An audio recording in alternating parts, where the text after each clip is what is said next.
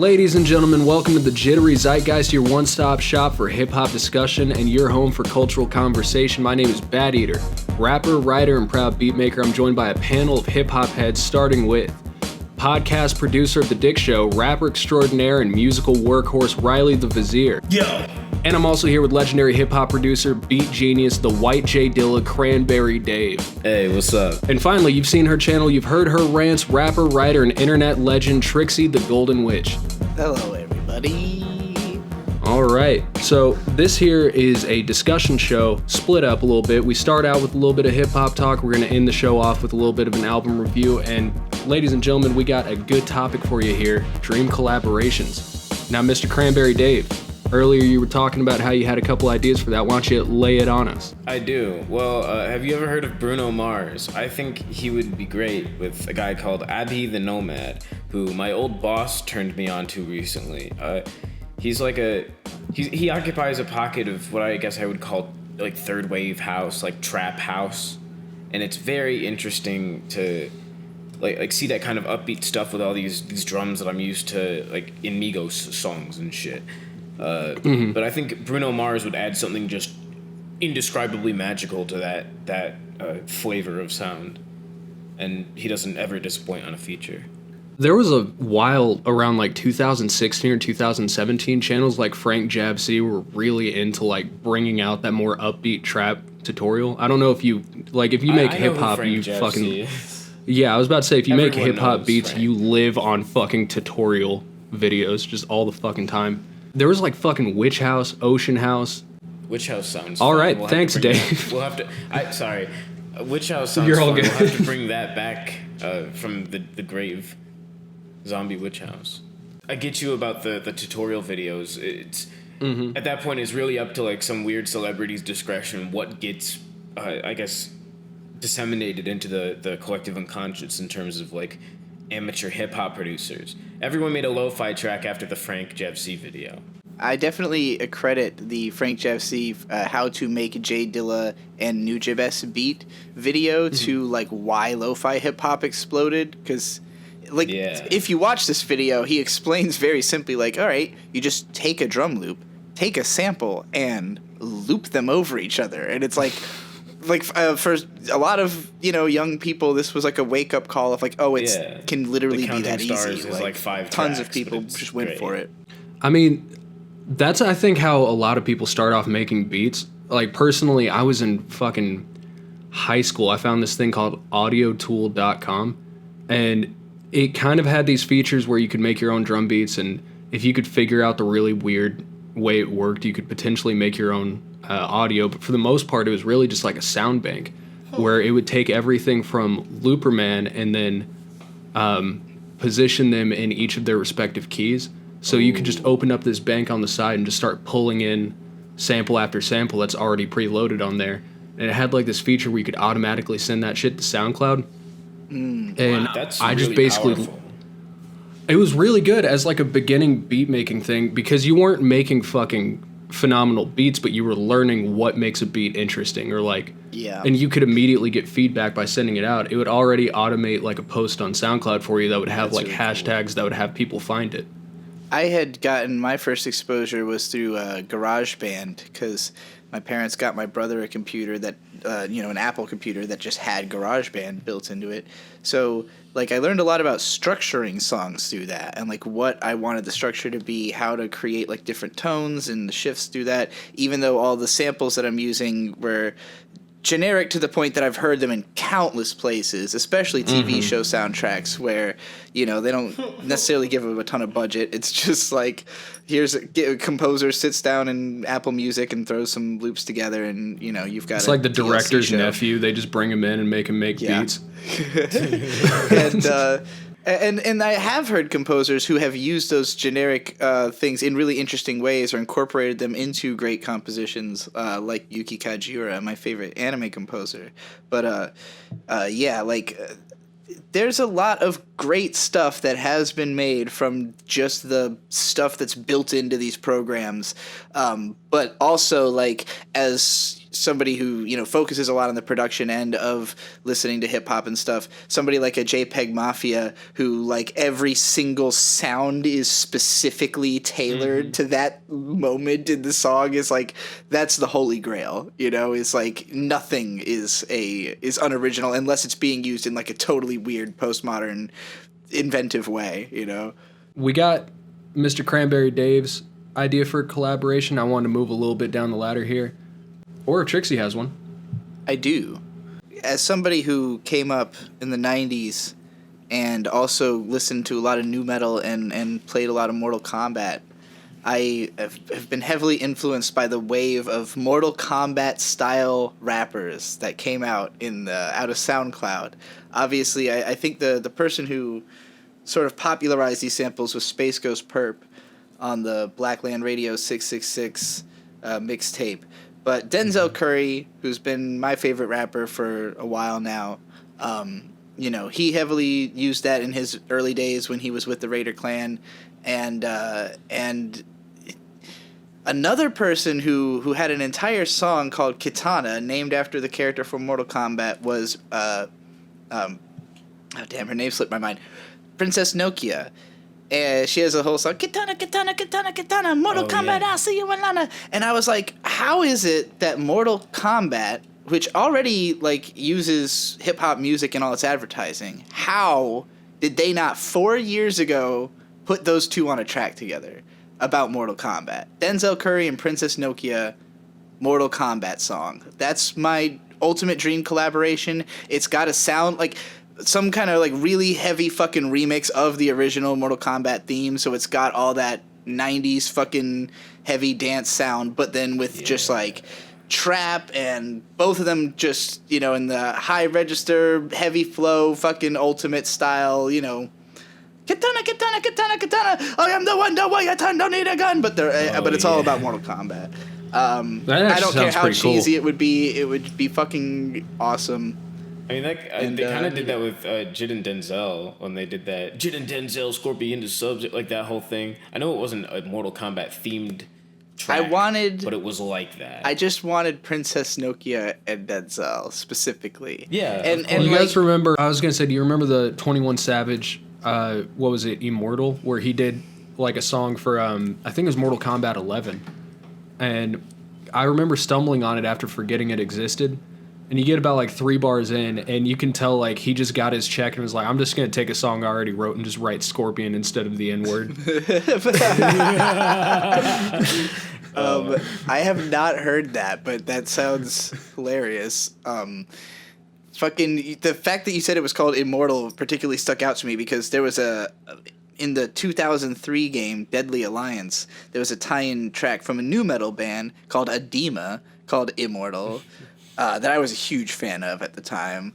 You can't kill me, I'm immortal. It's really cheesy, but yeah, I want. I've been coming around on cheesy music, but with Denzel Curry and goddamn Princess Nokia, who have never collaborated. And like Denzel's done stuff with Rico Nasty now.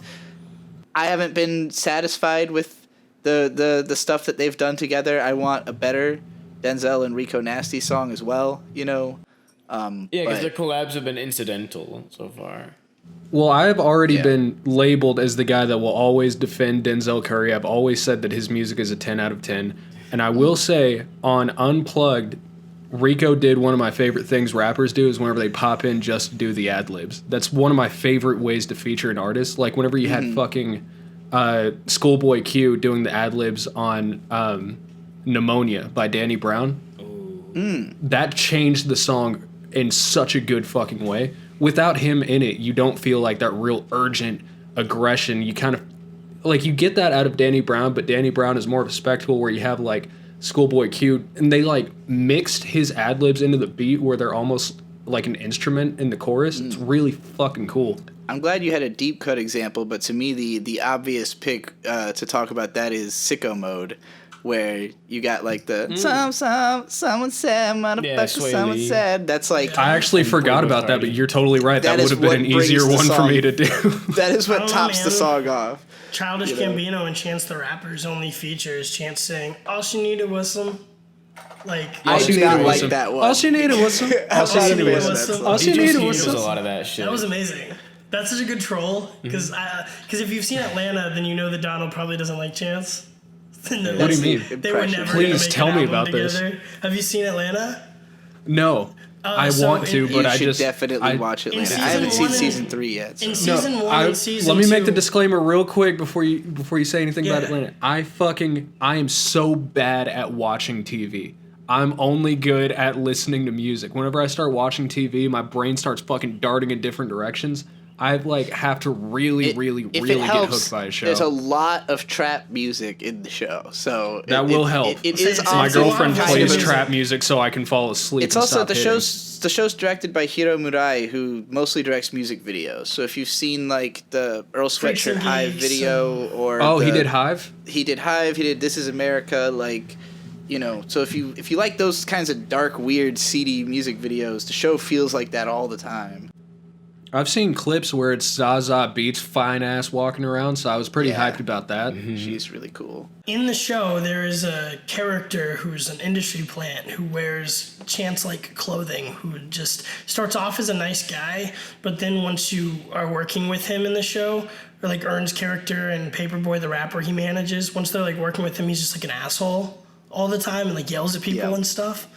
And it doesn't seem like a positive rendition of Chance, but it seems way too close to not be a rendition of Chance.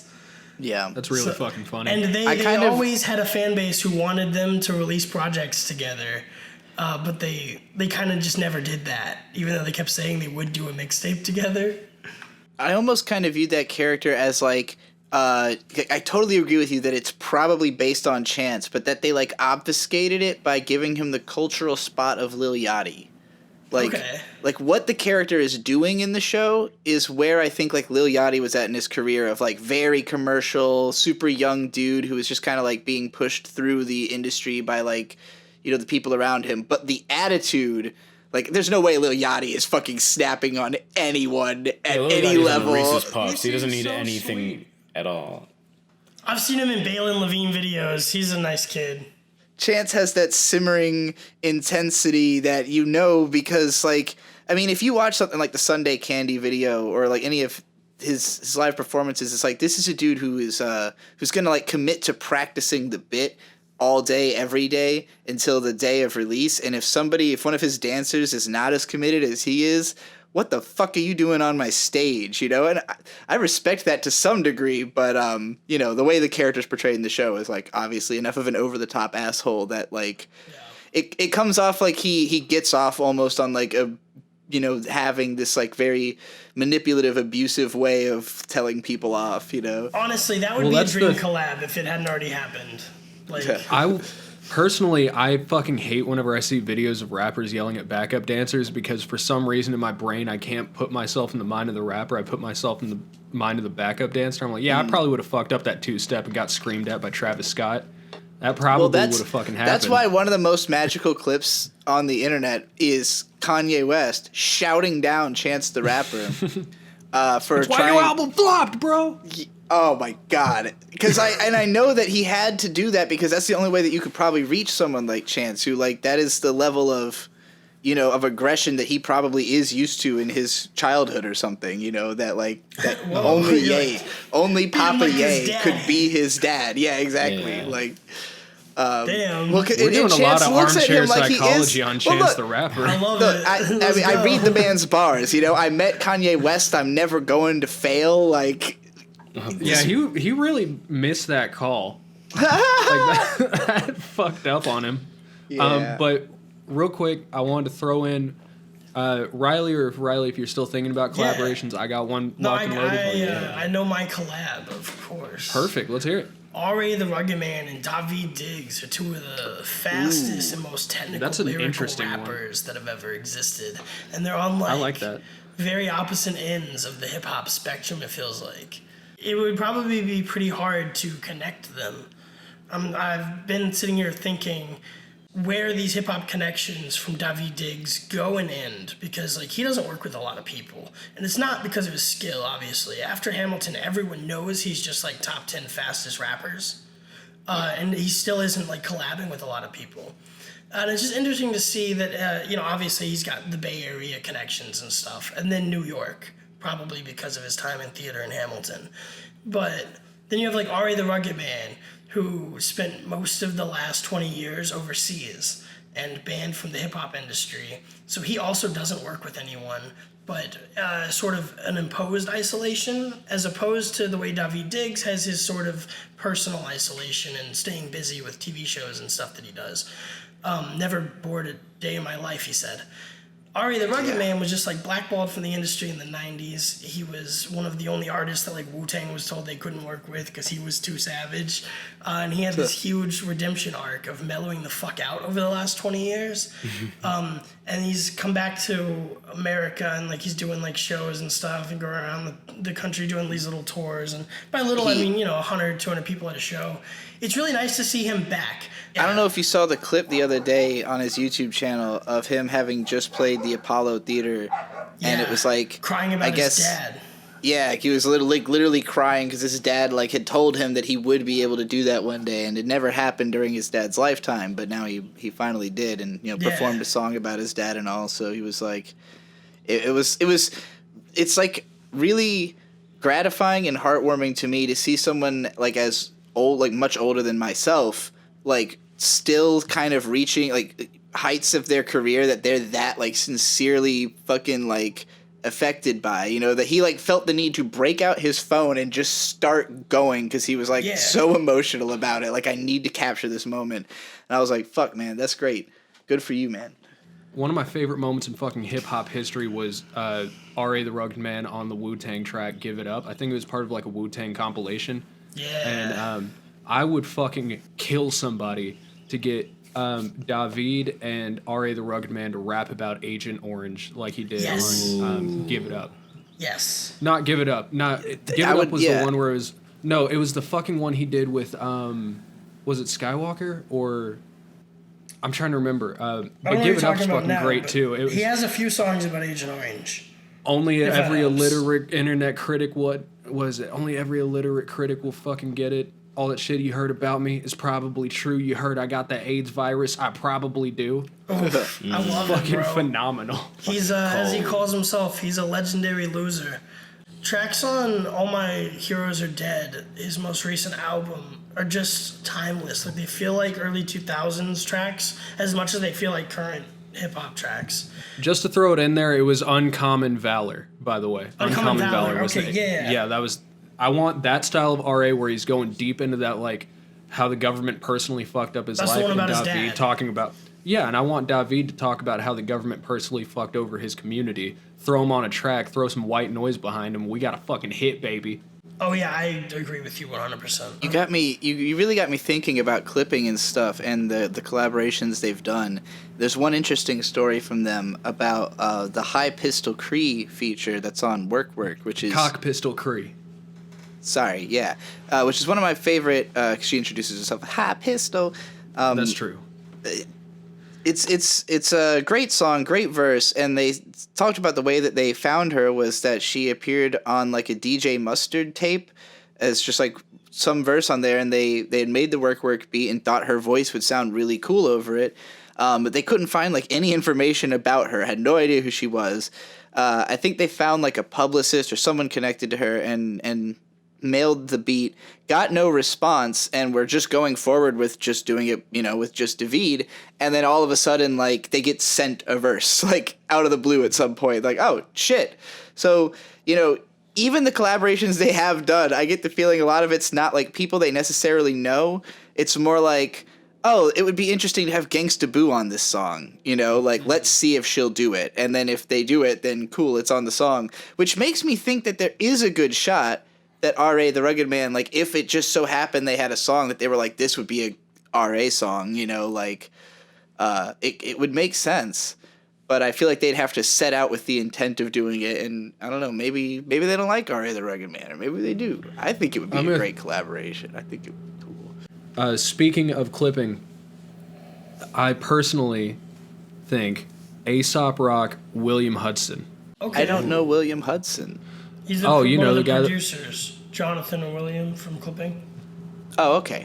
Yeah. I do not know the two guys' producers' names. Okay. Well, that's William Hudson's the one who plays Glass. William and Aesop. The reason my favorite Aesop rock projects are whenever he has this really trippy, it's almost like midnight gospel kind of aesthetic sound for his songs. I always thought it was like Dark Side of Adventure Time style like synthesizers, and it's really hard to like explain that, but it feels totally like know I'm what you watching mean. it feels like I'm watching a late night Cartoon Network show, like an Over the Garden Wall kind of thing whenever I'm listening to like his music. So I think William Hudson, who's phenomenal at found audio, on their last two records, their Halloween themed records, a lot of times throughout the album, you'll hear the sound of like birds and trees. What they were doing is they were going to specific places where famous murders happened and then recording audio from 5 o'clock in the morning to 8 o'clock in the morning based off of like a Yoko Ono thing called Secret Garden or Secret Track or something like that, where the idea is you play one continuous note while you play the sound of like a forest in the background. So they were going to the Black Dahlia scene and recording the audio from there. Like all these famous Hollywood murders just for background noise on the album. It's kind of like how on, I can't remember the track name. It's the one where it's all like a fucking drum and bass breakcore, like all chopped up off that album. And if you listen underneath David's rapping, you hear like something that sounds like wind in a microphone. It's like, that was them using an EVP machine to record ghosts in this house. Oh. And using that audio underneath David. So that creativity that they have there, brought to the creative lyrics of Aesop Rock, will create an album that you have to listen to 30 times. Yeah, that'd be insane. That's what I want. I think you win. I don't know if we're giving out trophies or stickers, but you win. You got me thinking. Have any of you heard of the band The Books? No. I would love to hear about them though. Check out the album The Way Out. It's from 2010. But the Books, they're not a hip hop group, but similarly to Clipping, they use a lot of found audio, and particularly this album I just recommended is like all sounds that they collected album again? from I'm so sorry. The Way Out. The Way Out. It's all sounds that they collected from like random tapes they found in like thrift stores and stuff like that. So, and some of it's really fucking weird incidental audio, and they of course have mixed it in a way and chopped it in a way to make it even more like kind of creepy and sort of tell stories with the songs, but mostly just production wise, it's some of the most inventive, just good sounding, like, turn this up in your headphones, you're about to have a good, like, nice 45 minutes kind of experience. But because they have that approach and are so inventive and eclectic with their song structures, David Diggs over The Books would be great. It would be be a very different take from Clipping. It wouldn't be as like dark and edgy, but it would have the kookiness factor turned up. And I think he can do a lot more. Like based on his work before Clipping, we know that he can do a lot more than just the like extra dark, extra edgy type of shit that Clipping usually is, you know? I'm probably going to save what I want to save just in case we have like a Clipping episode in the future, which we totally should fucking have. But David, I would love to. So like one thing that I can say about David that's really hard to say about other rappers that talk about political topics is that David makes very careful to not date the song. So like on their second like self-titled kind of with the eyes removed, he never refers to himself in first person. He's always a narrator. He's always been very, very good about controlling what words he says, like exactly what he's trying to say. So they have a rule in Clipping that they never say I. The word I is just completely banned from the entire Clipping discography. How timeless is if you voted for Donald Trump, you're a white supremacist, full stop. But that was for a project. If you listen to their fucking albums, like if you listen to Blood of the Fang... Okay, yeah, I'm autistic, brother. Sometimes I don't get jokes. It's not your fault. I'm just giving you shit for the one time they spoke out about if you didn't bring it up, Riley, I was going to. Don't worry. Same. I was thinking the same thing. I was like, well, he did say that one thing that one time. That was a little dated. I agree with you about their album structures, though, for sure. Splendor and Misery, dude, you could listen to it in 3050 and it wouldn't be dated. Yeah. It's always like so 5 minutes timeless. in the future type vibe. Yes, exactly. Yes. You're always gonna just about get the references and be like, this is dated or this isn't or whatever, and you're gonna be like, this is like The Simpsons or Family Guy. because we were talking about production earlier, and especially because Dave was talking about how he had like knocked on like a half full glass or whatever to get different sounds. Squeezed a water bottle. Yeah, squeezed and drummed on a water bottle. Clipping made the work beat by like taking a canteen and hitting it with a metal spoon like 150 times or whatever, and collecting all the samples and creating a beat out of that. And like reading about how Clipping made their songs through like the Song Exploder podcast and stuff like that. Yeah.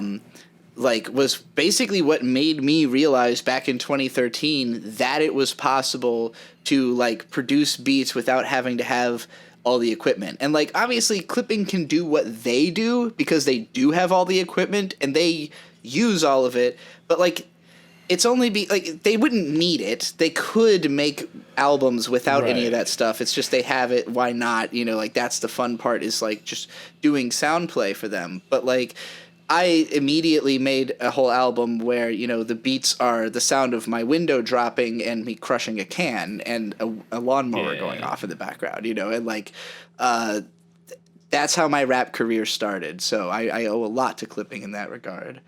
Real quick, could you tell us the name of that album and where we can find it? That would be off of the BC tape on trialofthegoldenwitch.bandcamp.com. So if you go all the way back, scroll a while down, and when you find BC, the song Like specifically is the one that has the beat made of those things I just described. And I do think I say some words I shouldn't say in that song, but it was written by someone else. It was not written by me. My friend didn't know how to rap. He wrote the lyrics so I could rap them for him. He was allowed to say those words. I am on your team. Before we move into the next topic here, I wanted to give everybody a chance to plug their own music work because we're all musicians here. So we're all here talking about something we love, trying to give it out to all of you guys. And while you're here, check out our other shit. Personally, I go at bateater.bandcamp.com. The Sean album is just about to hit 10,000 total listeners. That's not a lot for some people, but for some guy that made a joke in his bedroom, that is cool to me. Fucking Riley, go ahead and hit us with your plugs. Yo, find me at ASEpresents.com, youtube.com/ASEpresents, twitter.com/ASEpresents. I post all my music links to there. I don't really have a central music place right now. Like Hurricane Season's on Trixie's Spotify. And we don't have like a whole Sucker Punch thing yet, but we're going to make a bunch of new social medias for our hip-hop supergroup Sucker Punch. That Dave and Mint are the producer geniuses behind, and I rap on, and there's a whole collective of MCs that rap on this actually, so it'll be really exciting. Yeah, like I don't know, at this point, honestly, like, SoundCloud.com/VizzyG doesn't really have updates on it. I just make music with Dave, so Sucker Punch link's coming soon. If you're listening to this, then you're listening to it on the YouTube channel that I have, or you're listening to it on podcast feeds. Dave, would you like to throw out your SoundCloud link at all? YouTube.com/Cranberry Dave, SoundCloud.com/Cranberry Dave. You can buy the album that I co-produced, Hurricane Season, with some of these fine folks here. Phenomenal album, wonderful album. And make sure you guys check all that out. Sold of Hurricane Season. We're making money. trialofthegoldenwitch.bandcamp.com. I have very recently put out a best of the first 7 years of my career like album, and there's also a Spotify playlist. It's basically just the 1 hour of music I most endorse still that I have created. The stuff that like I would still play live basically is You're Kathleen Kennedy destroying the Trial of the Golden Witch extended universe shit. You're like, this is the only canon. No, you're consolidating the canon. Yeah, this is the new 52 of Trial of the Golden Witch. These are the 52 tracks chosen. This is the fucking Doctor Strange movie of madness shit. Welcome back to the show, everybody. We just had a little bit of a break. We're a little bit more refreshed. We're a little bit more hydrated. Now we're going to talk about the reason you're all here. Damn. Fourth album by Kendrick Lamar. Damn. Kendrick Lamar in previous albums was famous for completely changing his style, something very similar to a Kanye West. And leading up to Damn, you have to remember we were coming off of To Pimp a Butterfly. Right before we had Damn, we had The Heart Part 4, and a couple of little teaser tracks to lead us into it. One thing you'll notice about the new album, we haven't gotten any of those yet, so I'm real excited to see what everybody thinks about Damn, what it could potentially mean for future albums, what you thought of the album itself, and how you compare it to others. I'm going to go ahead and throw the microphone over to Miss Trixie the Golden Witch. Ooh. Let's see what she has to All say. Right. I suspect I might have the most positive opinion of this album of anyone here too, based on what suspicions I've heard from our past conversations. But I really like Damn. It's probably the Kendrick Lamar album I've re-listened to the most and like been the most willing to return to over the years, because I think it captures a lot of really broad ideas. Each song is sort of about like an entire emotion. And whereas I think that previous releases, particularly like Section 80, you had Kendrick sort of telling stories of people he had witnessed or people around him through the lens of his own perspective, and occasionally talking a little bit more about himself, but mostly trying to communicate something about his generation on the whole. Section 80 referring to people who were born in the late 80s in particular, but also Section 8 housing and all that. You know, there's a lot of different definitions behind anything he does. But you get to the next album, and it's more so the story about specifically his upbringing in the ghetto, this, you know, the kinds of people who are around him reduced to sort of archetypes and told like a film. It's a similar feel to Boys in the Hood as like, you know, in terms of the themes of the story, where it's set, all that kind of stuff. And also being very dark and kind of sad. Then you get to Pimp a Butterfly, and it's like trying to tell the story of all of America, particularly politics as pertaining to black people and the African American experience in America circa 2015 fed through him. And so to me it almost felt like every album he kept expanding to something bigger and broader and trying to capture more and more, filtered through the perspective of Kendrick Lamar, to the point that, you know, going even beyond politics of the moment, he's now trying to capture every like eternal emotion in a way that, you know, you could always return to and sort of reference in describing those. And so to me, this album is most powerful for just like individual lyrics that are so goddamn good at capturing whatever emotion or thing that he's trying to talk about, such as, I've got so many theories and suspicions. I'm diagnosed with real people conditions. All right, you know, all right. Like just a lyric like that, I think about it all the time, because it so perfectly describes a state of mind I enter. You obviously think of only the censored version, right? Like in your head. Yeah, of course. Okay, good. You know, good. But I am a person who has so many theories and suspicions, and I've been diagnosed with conditions, and like just the way he puts it, the way he says it, no one else has ever communicated the sentiment so clearly and so well as that. And there's a lot of that on this album. Bitch Be Humble, that whole song, it's like just the thought of my favorite lyric in that one actually being this, that Grey Poupon, that Avion, that TED Talk. Yeah. Fucking funniest lyric ever, because like all of those, the joke, if anybody who doesn't get it, is that they are all very mid. Why? Well, I consider them all very mid-tier fancy. They're all things that are like, well, you know, I remember growing up, people, particularly because I grew up poor, you know, and like my mom grew up especially poor, and my mom told me about Grey Poupon all growing up because she thought the ads were hilarious, because the ads for Grey Poupon is like a limousine comes up with a like rich guy like saying like, oh, you were using like plain mustard, you could be using Grey Poupon or whatever. Like the idea is that it's this ridiculously fancy mustard, but it's like $5 at the grocery store. You like can it's buy not it at Walmart. Yeah, it's not actually fancy. It's just a little more expensive than mustard.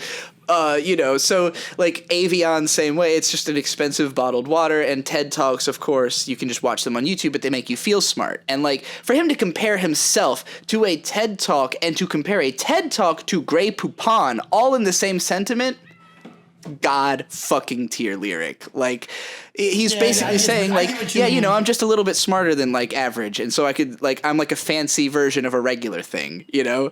I thought he was being Barack Obama about it. I thought he Yeah. was calling himself like white for a black guy, and so therefore like appealing to a mainstream. I think that also willing to works. pay I that. think, But you I know, and like I your read on it. That's the fun thing about talking about lyrics. Yeah, I agree. I do think there's a certain amount of, like, you know, if you're a fancy black person, then other black people will kind of start calling you white. You get a lot of that explored in Atlanta as well. So I do think there's a connection between those sentiments. Also, there's a phenomenal video out there. I think it's on, it might be on Vice, where this very portly white woman discusses Grey Poupon's references throughout the history of hip hop, starting with Wu-Tang Clan and a lot of older school rappers in New York. So a thing I appreciated about that too was, while he was also comparing himself to mid-tier luxury, potentially comparing himself as like the white man's rapper, he also was referencing old school hip hop like he did so much on Good Kid, Mad City. So that was fucking really good. Oh, and there's bar. tons I of love deep it. tier references throughout that song as well, where, like, when he's calling himself the Sandman, and I didn't know this is something I had to fucking look up, that, like, the Sandman was I'm light skinned, baby. I knew it all along. it's a character that, like, you know, takes well, explain it then, because you actually know what the fuck the references. You're not referencing a article you read. So there used to be an old entertainment show.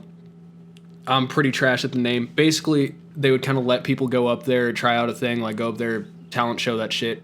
And if you fucking sucked, Sandman would go up there, kick you the fuck off. Yeah. So his saying, Get the fuck off the it's- stage. I'm the Sandman. And also, who the fuck they thinking that they running on Man, which is like what his parents called him when he was a little kid. So, like, it's all these deep tier nostalgic references going back to the 80s. And, like, also kind of, I think there's a little bit of like an old man get off my lawn swagger to that as well, that he's like deliberately making references that would go over younger people's heads while telling them to be humble, you know? My left stroke just went viral, and also being very modern about it, where he's going viral, but he's also complaining about modernity, complaining about Photoshop, and, you know, how he's sick of all the, you know, all the extra shit. So yeah, it's very much a old man, get off my lawn, bitch, be humble, I'm the goddamn king, how dare you even talk. And he did it in such a way that, like, everyone can relate to. Everybody can say, hold up, bitch, sit down, little bitch. Like, you know, we all have moments where, like, bitch, be humble, you know, but only quick, he could actually get away with saying it, you know.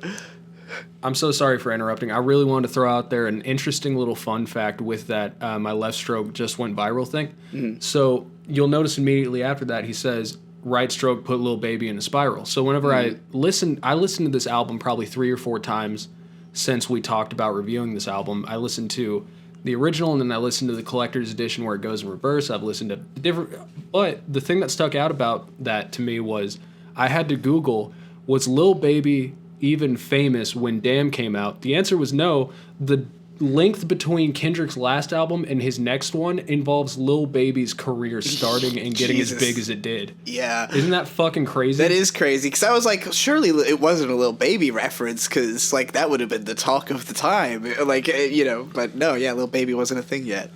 So for me, this album, I would say there is no Kendrick Lamar album that I just absolutely love front to back, every single track on it. Good Kid, Mad City probably comes the closest, but it's, like, for me, just the moments on Damn, like the very high highlights, are some of the most mind-blowing shit. I really think, like, I'm surprised more people don't talk about Duckworth and how fucking good of a story it is. My favorite song from Kendrick. Oh my god, like, my favorite. It's particularly when fucking Anthony Fantano talks about this album, because I've kind of been bothered by he gave it like a 7 when it came out, and his opinion has diminished over time, where he's like less impressed with it as time goes on. And I kind of understand, because I don't think that it's as sonically ambitious as what he did on To Pimp a Butterfly. That album's insane. To Pimp a Butterfly is this whole weird filmic experiment. Honestly, I find a lot of it kind of hard to listen to. I'm not as big a fan Really? of that album as a lot of people are. A lot of the But deep that's cuts on interesting there to me don't do a because I lot know for that me. you're into very experimental hip hop. So what Yeah. would you say is the barrier for you on To Pimp a Butterfly? I just think a lot of it is kind of just like unpleasant. Like it's just in a way that something like a Death Grips or a Clipping, they might be dark and heavy, but it's cathartic. It's fun music. It's pop music. Like, Right. And Damn is a pop album ultimately, even though it has songs like Fear that would obviously never get played on the radio. And, he's always got like somewhat trippy songs, but it's still shit that like you just kind of bob your head to and you can smoke to and listen to lyrics and be like, damn, he's really saying some shit on this That's song. why he but called like, it that. yeah, exactly. But, whereas on To Pimp a Butterfly, like it really, you have to be like in a state of mind. And the first track in particular, that one is the one that like is the barrier of mood for me. Like, I have to be in a really specific state of mind to want to hear that. At first I did love you. I'm already grooving to it. You mentioned it and I'm bobbing my like, head. That song is just so dizzying and weird. And like, I love For Free. That's one of my favorite songs ever. But like, I'll start the album there sometimes just because it's like, okay, I want to hear the exciting tracks, and then I stop it before I get to the depressing later shit, But like, Would Damn, you mind if I roundtabled this a little bit more and just Yeah, kind of throw it sure, over to it? The only reason I say that is we got like a little bit of a soft out, and I don't want to like. Mm-hmm. I want everybody to get their little piece in. Let's start with Cranberry Dave, since I started with Riley a little bit ago. Cranberry Dave, from a producer's perspective, what is your opinion on Kendrick Lamar's current discography, and what do you think of this album so far? I think that To Pimp a Butterfly is the best hip hop album I've ever heard, and that this was never going to do anything close to what To Pimp a Butterfly did because it was coming on the heels of it. I appreciate because what he's doing here is like late 2010s hip hop, just better than everyone who was doing it. It's like Trixie said earlier, it's a pop album. There's like a commercial emphasis, and so it kind of it's one of the problems I guess double-edged swords of making something like this, where there's so many fingers in the pie, so many different people are working on it, making it. I think the album just sounds a little disjointed. There's nothing wrong with that. Melt My Eyes, See Your Future is one of my favorite albums from this year, but I think it suffered a little from being muddled by too many hands. But its highlights are high. I just don't think any of even Duckworth or DNA or Humble, something like that, doesn't on its own stand up to an entire piece like To Pimp a Butterfly, right? It's like a movie. So I'm going to go ahead and hit you with a little bit of a fun fact that I think you as a producer would appreciate. So for the song DNA, that was produced by Mike Will Made It. Yeah. He had also explained did it in Triple X. He did a lot of really good shit on that did album. Humble as well. I think he did Element too, but on DNA, he produced it, and the story he told was Kendrick just really wanted to work with him, so Kendrick sent him the whole song beforehand, just the acapella of it. It was perfectly on beat already, and that sounds like a fucking dream to me as a producer. Someone sends me a verse and says, build an entire song around this. I will do that Worst for Trait you. came to be. Please. That's- I've already been working on 5 fucking tracks for this little 12-pack I'm sending you. Send me something. Dave, you were saying? Well, I mean that like creative process between Michael Made It and Kendrick is great. I love that shit. Like I said, that's how Worst Trait, the closing track off of Hurricane Season, came to be. Yeah. And that track, as you've all heard, is fucking amazing. I'm amazed that I came really up with good. that. Like, it just sometimes the creative process produces like things that are better or worse. And I'm not saying like DNA is an amazing song. I just think that I don't know. I'm not the biggest fan of Mike Will Made It, honestly.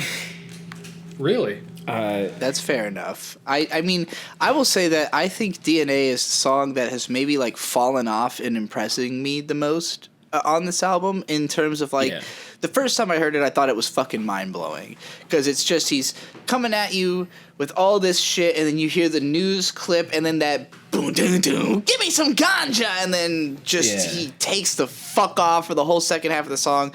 That half of the beat sounds fucking incredible, and like I'll stand by that. But like when I got to the point where I think lyrically this song is very interesting, but it paints with such a broad brush deliberately. It's everything that's in my DNA. Everything. This is the whole fucking chaotic maelstrom of what is going into this album.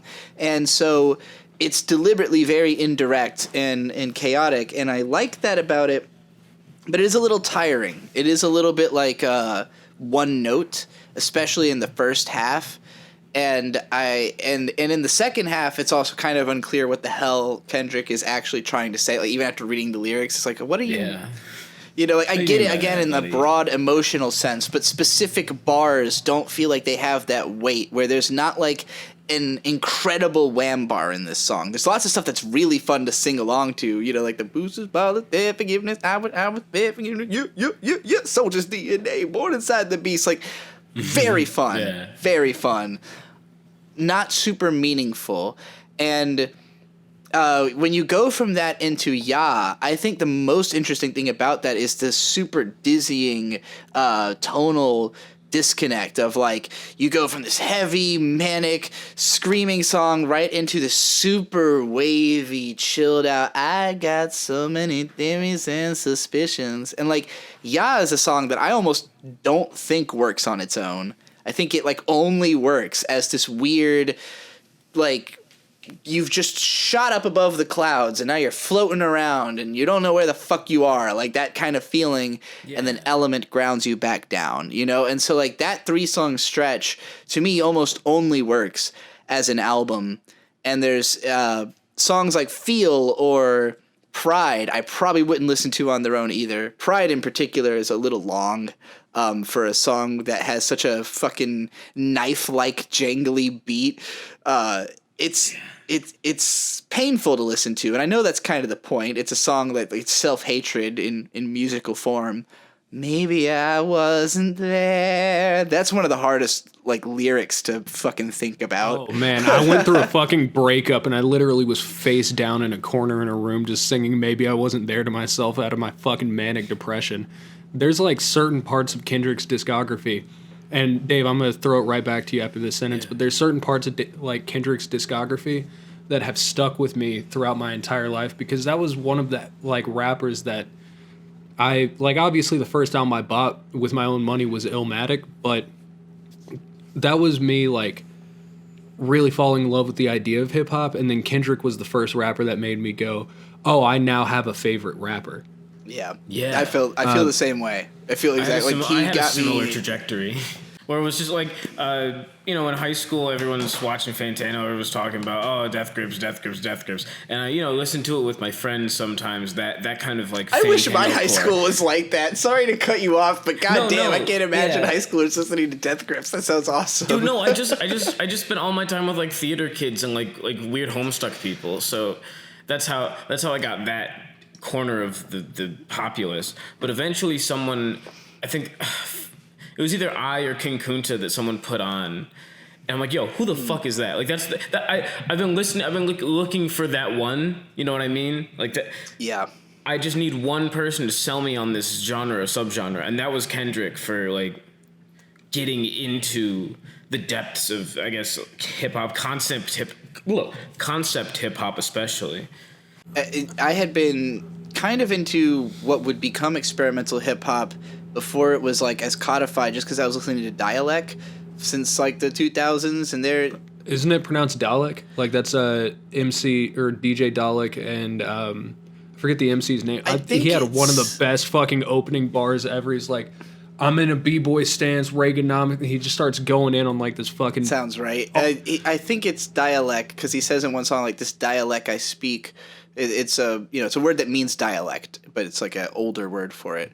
But anyway, I was a big fan of them from a while back, but that was kind of like the only hip hop group I really had in rotation. Like I mostly listened to post rock and all this like prog and weird rock music type shit, really dissociated type music. And so like for me getting into hip hop was because of this movement towards wavier, more experimental shit, like what, like more like what Dialect was doing, and so the clipping Death Grips helped to get me in, but it was particularly Bitch Don't Kill My Vibe, because one of my friends posted it on Facebook, and I started listening to it, and it sounded alien. Like the voice he uses, he sounds like a fucking alien, and I had just never heard of a rapper. Yeah, like trying to sound so unearthly and so unlike anything I'd ever heard, and I was like, is this a way people are doing music now? Like, what the hell is this? That must be the appeal of Kendrick to a certain extent, because he brings that back a lot in Damn, because I guess To Pimp a Butterfly is more like his organic, like rough voice. It's not nearly as consistent, Damn, as any of Kendrick's previous work, but I still really enjoy it. It's still a great mood piece. Like Trixie said, it's got a broad scope of feelings, and that's always a great thing to bring. Riley, I want to hear what you thought about it. I want to hear what stuck out to you. So Damn's an album that I like, but it isn't an album I listen to a lot, and almost never in its entirety. Like I do my favorite Kendricks, Section 80 or Mad City. I'll just go through what I think of all the songs really quick. Blood's a good opener, but I think the dreamlike Twilight Zone ending ages me medically, like an Eminem line. Like, yeah, I know exactly what you mean. ... You've lost ... Your life. Your life. Gunshot. I've never been a fan of that. Yeah. It's a little silly. Maybe if I was listening to this album the weekend it came out, it would have had some kind of a punch. You know what I think it needed was a visual that set the, because around this time he was doing Kung Fu Kenny is the bit, and if you're watching the Coachella show where it's like a cheesy 70s exploitation thing, which is what this sounds like musically, but the story feels too serious. It doesn't quite click as there's too much production value for it to be a 70s kind of thing. Yeah. It's so clean, the whole album. It needed something to make it a little She should have done messier. Kung Fu kicks. Yeah. Should have been like a fucking Charles Bronson movie. Is it wickedness? Is it weakness? All I can say is we do hate the po-po for sure. I don't like that. I'm tired of the Damn set, like DNA, Humble, and Element being played all the time instead of the stuff that I think's better executed K-Dot, like Section 80 and Mad City. I like those songs in a vacuum. It was a really hype delivery style, but I don't think he perfected it until recently with Family Ties. Like when you hear him call me by 4 letters, I'm like, okay, you finally hit this thing you were going for the whole time. He did it on Range Brothers too, which is less talked about, but it's still fucking great. Okay. I fucking love Range Brothers. I don't even know if I know that song. It's the other dual the other one, right. It's where Top of the Morning comes from. Top of the Morning. You do that meme a lot. See, that's man, I love seeing Anthony Fantano just do the same fucking dance for 10 weeks. Yeah. Yeah, but I love the beat switches on DNA. For Ya, it's my favorite song on the album. This one or Love, because they're decent songs. Ya's content is vibe establishing for the album. It's less excited, like some of the tracks that we're gonna hear, whereas DNA was vibe establishing because it's as excited as some of the tracks we're gonna hear. Does a great job in these first 2 songs of showcasing what you can expect. Buzzing, radars is buzzing. Hooky. I like that shit. It's hooky. I like that shit too. And it's so unique. He just sounds like no one else on that song. Right. And then Element's a good song. Catchy, hooky delivery. Makes with classic bars about the lifestyle you die for. That's satisfying to me. That's what I want rap to be. The beat turns up and switches around a lot, and I like that. The sentiment, most of y'all ain't real, is strong. Feel is good. We start going into anaphoric language systems here. So Feel is probably the deepest song on the album to me. He shows a lot of vulnerability, and he expresses how he feels about his place in hip-hop. Ain't nobody praying for me. The whole song's quotable, though. The fill up the banks, fill up the graves, or the I feel like, those sentence openers are really clever. And it's a clever way to construct a flow. Loyalty, I don't like almost at all. Rihanna song, a Rihanna love song and auto-tune's not really things I'm coming to a Kendrick album for. Yeah. Pride. The experimental nature of Loyalty missed the mark for me, but in that same way this song hit the mark. The pitch shifting and somber beats, I Don't Trust People Enough. I like that shit. One of my favorites on the project. It's an inspiration for some of the mixtape songs that I have on mine. It's relatable to anyone who gets really good at a singular focus and has to adjust to how those minor and major successes will change your relationships. I can't fake humble just because your ass is insecure. Oh, and that is the best lyric on the whole fucking world, album. I'd be perfect world. I don't trust people enough because they surface world. I don't love people enough to put my faith in man. So that shit. Humble, of course. It's a banger, addresses the negative reaction we always see to confident young men getting rich and more confident. Being humble isn't the strength everyone thinks it is, so Kendrick isn't doing it, but whatever bitch opposes him can go ahead and sit down. The beat's legendary. It's a club song, obviously. He's been playing it for 6 years or something. Lust is another beautiful struggle ballad. It's way better than Loyalty, but not as impactful to me as Love or Yeah. The album has a lot of songs for the ladies, and I think it helped the longevity immensely. Love the sonics in this song, great bass. Love, I love this song, the beat, the vocals by K-Dot and Zakari, and the lyrics, a very strong love song.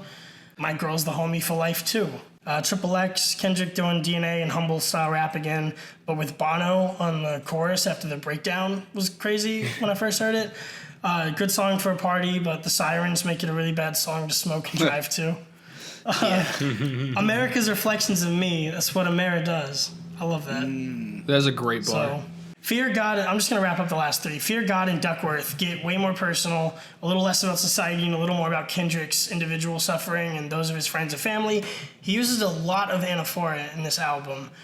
I'm stupid. Can you tell me what that means? Right. So the repetition of a word or phrase at the beginning in successive sentences. Eminem's song, If I Had $1 Million.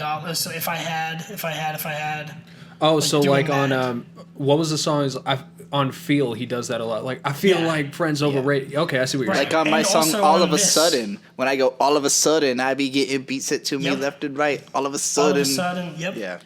That's the only thing you've ever lied about on a record. No one's sending me beats right now, and that's my fault. On this song, he also does I'll Probably Die From, blah, blah, blah, like several times in a row. Mm-hmm. So that's two songs in this album where he's like doing the anaphora scheme. There's the whole, I'll beat your ass. I'll beat your ass. You keep talking that way. I beat your ass. You go outside and I got you snitching. Yeah. And then for God, I don't really have anything else to say about that song. I like it. It isn't in my list of K-Dot tracks. It's kind of forgettable, especially because God and Yar are on the same album, and they're sort of the same. Yeah. Like thing. I'm really glad to hear your take on that, because most people are just like, God just like sucks. Like, people hate that song. I'm with you. I just think it's mid. It's just all right. Yeah. It'd be better on an earlier album. I agree. Yeah. And then Duckworth, of course, is the prestige of Kendrick's career. A song you'd expect him to lead with because the true story aspect of it is so fucking incredible. It'd be anyone else's debut, like Eminem's 8 Mile or something. That's what's so great about the collector's edition. Yeah, K-Dot being signed by Top Dog to TDE, and a cosmic coincidence that further connects the Duckworth family through Kendrick to Anthony Tiffith of TDE, a man who once nearly killed Kendrick's father in a fried chicken joint robbery, is like just peak like karmatic justice in like a positive way. Like, everyone's good decisions this time worked out for everyone, and everyone gets to enjoy that now. I think That's interesting because you rarely ever see that perspective. You always hear about, like, especially in hip-hop story songs, like you look at fucking Children's Story. That whole thing was left turn after left turn. Yeah. So Immortal it's Techniques. Kendrick. His Dance whole with the thing. Devil. Dance with the Devil. Yeah. Yeah. There's always some like karmatic twist, but this one was like good. Like, oh, and now we're all rich. It's really fucking good. I love that. So yeah, that's my take on the album. I like it. If I'm gonna rank Kendrick's albums, I'm gonna put Good Kid, Mad City, To Pimp a Butterfly, Damn, and Section 80. It's not that Section 80 is a bad album. I think these are all albums that are far and above all the other albums that you could possibly get around to any year that they drop. But if you're giving a Kendrick album less than an 8, I don't know what the fuck you're talking about. And the fact that even Fantano would give this album a 7, I'm a little like, come on, dude, really? Like, so hold on, save your come on, dudes, because I'm giving this one a 6. Oh boy, all right. Well, what do you give not Section fucking 80? with you. I give Section 80 a 5. Okay. I'll tell you exactly why. I'll make my point really, really short. What Section 80 and Damn have in common that I don't really like is they don't seem as focused as some of his better material. Whenever I listen to Damn, it feels like a very expressive but unfocused like Jackson Pollock painting of pain and like generational torture pretty much. You listen to Section 80 and for me that sounds like someone making their first album and putting it out before it's fully baked. Like you have those Ash Riser features that just got dated immediately. You have a lot of beats on there just kind of feel weird now. Like you listen to Her Pain, I think is the one where it's the ARP going in the background and there was this one beautiful girl, like this really fucking just unpleasant flow. There's like highlights on Section 80 that I really, really love, but I can't give that anything more than just an average to me. But I'm also giving that as a score that while I'm 24 years old. Whenever I was 16 years old, I loved it.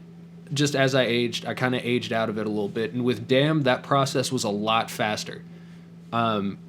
First listen through, a couple things caught my ear, but I wasn't fully developed into it. The second listen through, I was fully on fucking board. And then by third, fourth, fifth, and then however subsequent listens to it, it just feels more and more like, in my personal opinion, I feel like you could just hit shuffle on this album and get a similar experience to what you get if you listen to it in the arranged track order.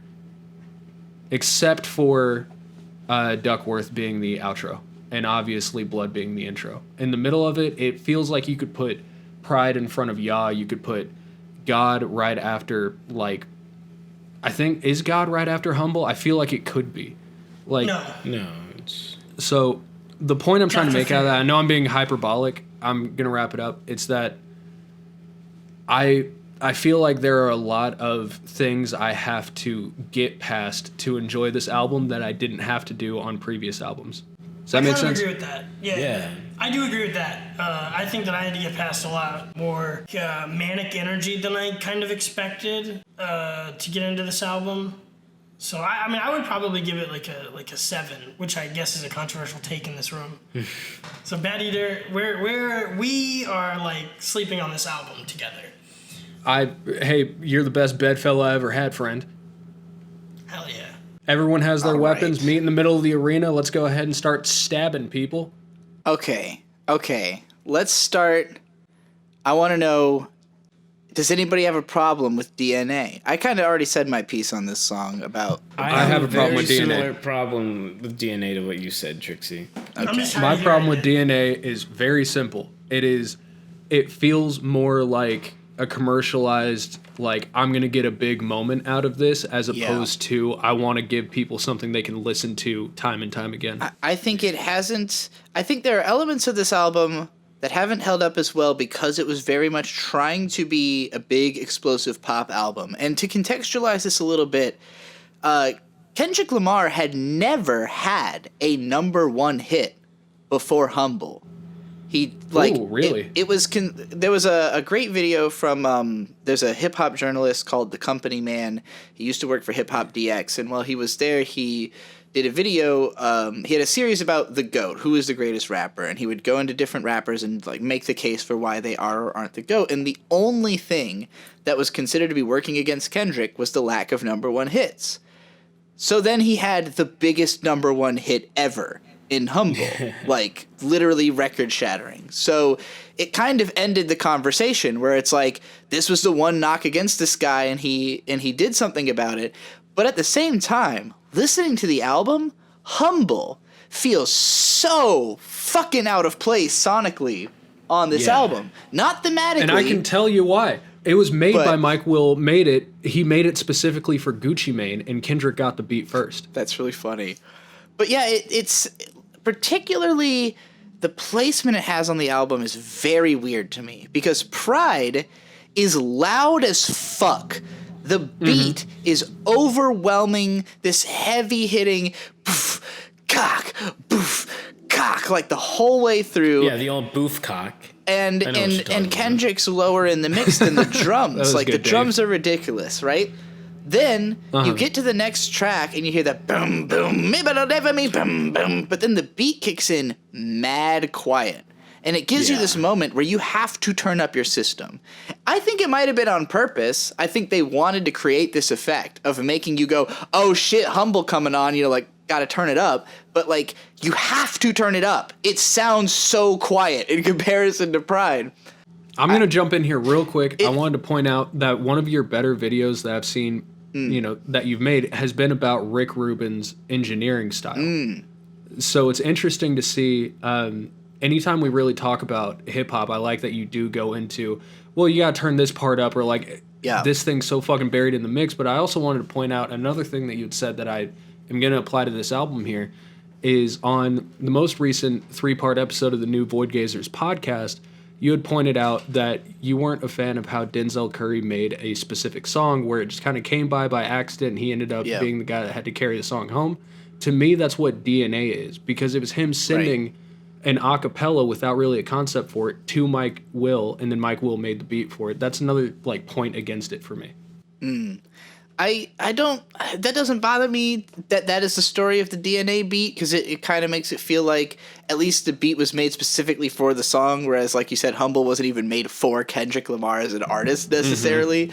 And I have nothing against the beat of the song at all. I don't even necessarily think that this album placement of the track was bad. Like I said, getting you to turn up your system might have been the intended effect to create more of an interactive like nature, because like me making videos like that actually inspired my friend Jeff Burgess to start working with album dynamics with that as a deliberate concept of like realizing people would change the volume and then like seeking to make them change it at certain moments in the album.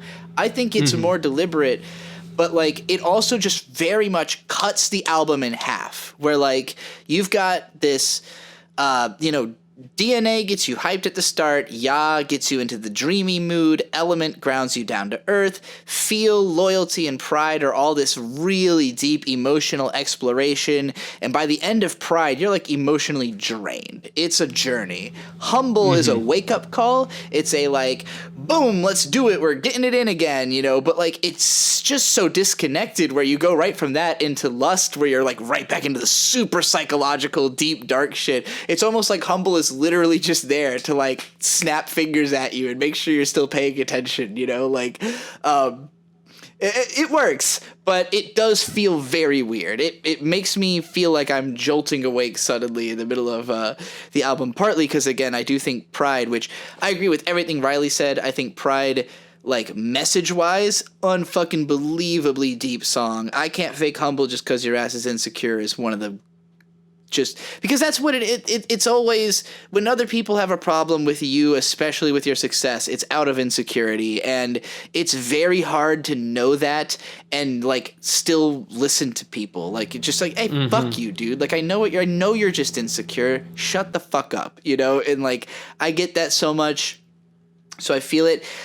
I liked Loyalty specifically because I need loyalty. Like I am somebody who values the emotion. It's a secret society. All we ask is trust, baby. I do think that song's also too long, particularly because the sample is very repetitive. Both of those songs, my issue is just like, if they were a minute shorter, perfect songs. Too many verses, too much of the same sample, too much repetition. That's by far my biggest issue with this album. And I think it really is probably because, having made To Pimp a Butterfly and Good Kid, Mad City, the expectation is like Kendrick's got to deliver this big, huge fucking project, and it's 14 songs, and some of them didn't necessarily need to be there. Even if I think Humble might have been a good idea to have on the album, it doesn't necessarily fit. God didn't need to be there for reasons that Riley eloquated well. And even... I would take a minute off of Loyalty. I'd take a minute off of Pride. I'd take like half a verse off the front of DNA. Element is great as it is, and I know that's like sort of the most critically beloved song on the album. If I have to slap a pussy ass Cranberry Dave, I'm gonna make it look sexy. That lyric definitely has a lot to do with it because it's just such a ooh type of line. I'm gonna cut you off just a little bit because I wanted to throw out some of my ideas here. I agree with you. There's some fat on this meat that needs to be trimmed. I feel like you could bump this album up 2, maybe even 3 points. If, first of all, you cut the first third off of Triple X, in my opinion, that whole Johnny don't want to go to school no more, no. And then I kind of enjoy that part. Johnny bothers wanna me. be rapping like his big cousin. Johnny Also, got body out today. He out hustling, not So the bitchy. last time you listened to it, did you realize that the Johnny that wanted to be a rapper like his big cousin was Baby Keem? I did not. I did not know that. Think about it.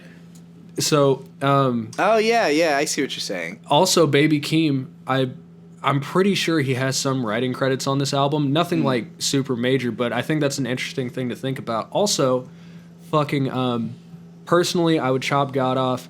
Not in real life. I love you, God, but also I agree. We need to find the guy that made the beat for Loyalty and just hit him with the Men in Black brainwashing stick and make him forget Kanye West, so he doesn't try and do those chipmunk vocals any fucking more. It's bullshit. Yeah. It's unrealistic that I'm supposed to pay money for that. Fucking Blood.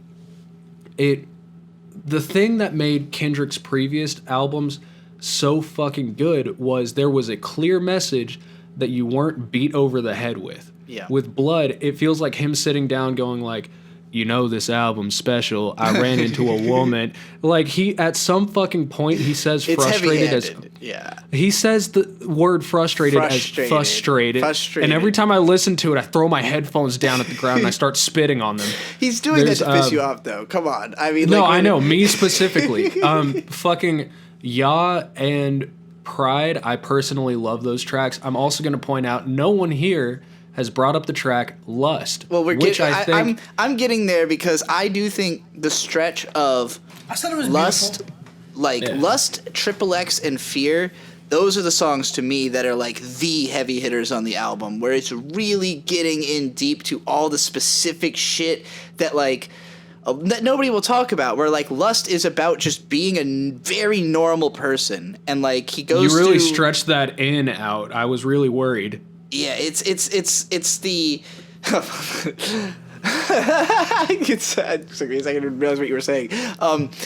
Yeah, the it's just like the daily life of being like a very regular person, and like it starts with a male perspective and a female perspective, but both of them are just kind of like, you know, maybe I'll just rub one out, maybe I'll go to work, maybe I'll call my man, tell him he ain't shit, you know, whatever. Like, it's just like so raw in that like grime, that filth, that like I feel that as like that is what my everyday life feels like when I am being like whatever, you know. So real quick, I wanted to point out a lot of this album is very reflective. So you'll have tracks like you know, fucking Pride and Fear. You'll have like Lust and Loyalty, Love and Loyalty. I think personally, in my own headcanon, I feel like Feel and Lust are sister tracks because Feel to me feels so fucking apocalyptic near the end of it. It feels like the world is in and I'm done pretend. It feels like the world's ending on that track. And Lust, whenever I listen to it, I think the message about it is these people are stressed out about these things. They're focusing on these very prideful thoughts. They're focusing on themselves, doing whatever they can to boost themselves up. And then that third verse comes in and it goes, but y'all know the world is ending, right? Yeah. And so Feel and Lust to me are inseparable. I go ahead. I just have to say, let me put the head in. Oh my god. Let me put the head in. It's sung in such a creepy, gross way. And like my favorite type of song is like desperate, creepy, like villain rant type songs. Like songs that are just like about how bad you feel and are as a person. This song is a great example of that. Let me put the head in is so fucking pathetic of a thing to even be willing to say on a song. I was shocked when I heard that the first time. I was like, wow, like imagine being willing to portray yourself this pathetically. I love that. Lust is amazing. Fear, also very incredible for the fact that it goes into like just everything he ever remembers his mom shouting at him. And obviously, like, not all of it's real. It's just, like, archetypical. But it's so well How the fuck are you done. running from a guy named Poo Poo? Yeah, Poo Poo and Prentice come running up in here. I'll beat your ass.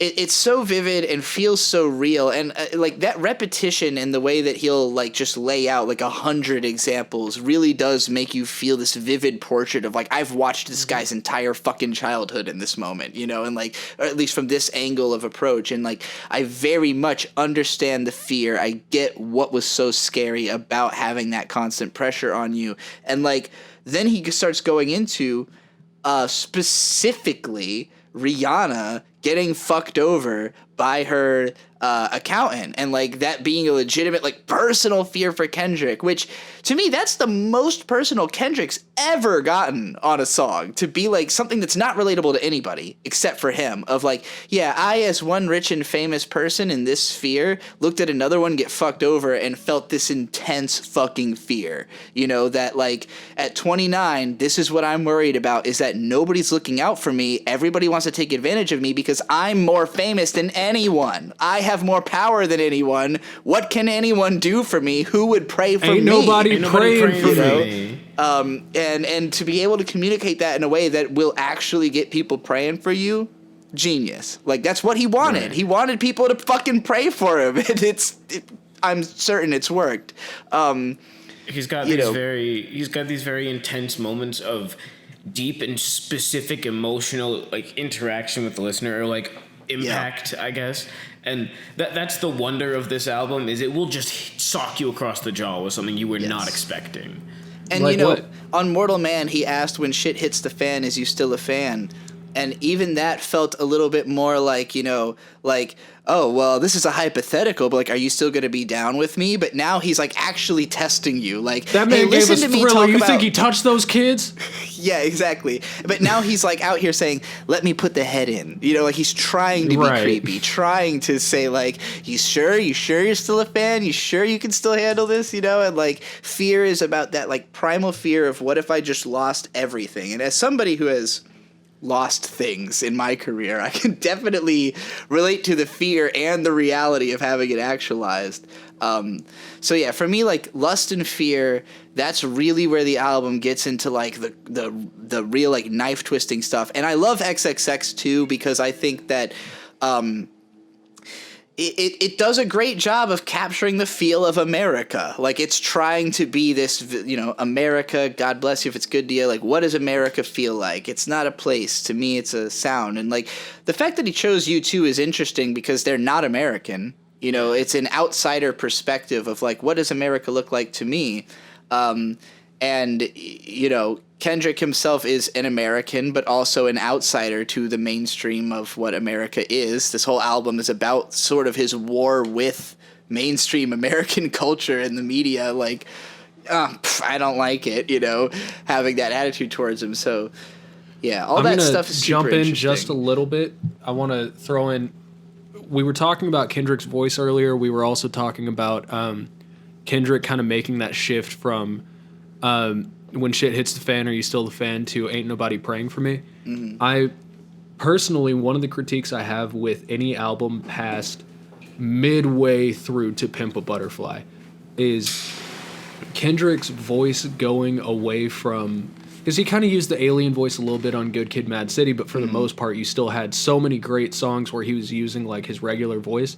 And then somewhere around whenever Travis Scott dropped Butterfly Effect, he or was it Goosebumps? I think it was Goosebumps, where he comes in, he does that really creepy voice, the I put the pussy on the pedestal, like the real fucking weird. That was what kind of lost me a little bit. The really kind of theatrical approach to what was already very cinematic. Yeah. So I'm also not someone that is against weird voices in hip hop. I obviously love, you know, Billy Woods. He has like a weird voice and flow. I love Danny Brown. I love all these people. But with Kendrick Lamar, I don't know if it's just a weird expectation I have as a fan where like I fell in love with his music when he was doing this. You want more the black or the berry?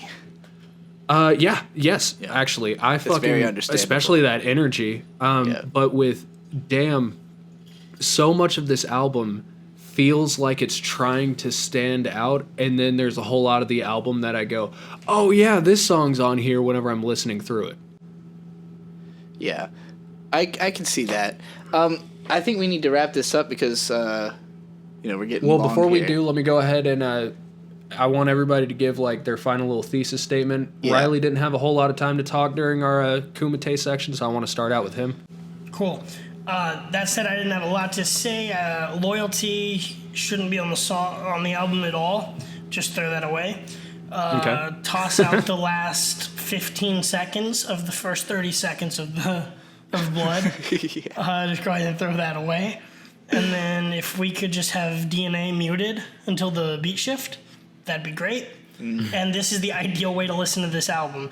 Then you're just going to listen to Lust, Fear, Triple X, and Yaw 3 times in a row, then Duckworth. Yeah, Yaw is too short. It needs. I'm actually going to make a albums. playlist of the Riley edition of Damn. That's pretty the good. album. That's my takeaway. No, really though, I've never listened to this album all the way through unprompted since the first time I listened to it. Damn. Okay. If that says something about what I think of Did you the say album. damn, Trixie? Yeah, I did. Yeah, I'm a big re-listener, and I really love full discography dives. But whenever I go back to Kendrick, I skip listening to this whole song or this whole album, and I listen to like Yah and Duckworth and Humble. So, Mr. Cranberry Dave, do you have like a 1 or 2 sentence thesis statement you want to tack on the end of this? Damn is an entirely situational album for me to listen to, and once the new Kendrick album comes out, I might never listen to it again. Damn. Nice. And she said it again, folks. She said the thing. Speaking of saying the thing and she being the one that says it, can you hit me with a nice little 1 or 2 thesis statement you got? So, having gotten into Kendrick through Good Kid, Mad City, at the time, the type of listener I was like a deep dive. I want to listen to this album over and over again and think about it all the time and all that kind of stuff. And by the time Damn came out, I was much more of a like, I'm doing my own thing and I just kind of have music on in the background most of the time. I don't have time for those deep dives. And Damn suited that part of my life very well as something that's much easier to just throw and go. Most of it's very listenable. None of it's super fucking weird or like overly need to pay attention to it. I would say Blood, I usually don't bother playing. DNA is where you're grinding your weed and, like getting it ready. And then, you're trying to be ready to roll up and smoke by the time you get to Ya or Element. Or if you're doing bong hits, you do all your bong hits during DNA and then you're floating by Ya and Element. Loyalty and Pride are too long. Humble always feels like a wake-up call to me because I have stopped paying attention at some point in between Feel, Loyalty, and Pride. I've lost attention. But I usually come back with Humble. I enjoy Lust. I like Love. It's a weird spot on the album. It does make it feel more Frankenstein. I liked it as a single on the radio a lot more. It was a song that I was always excited to hear come on. Even more so than Loyalty.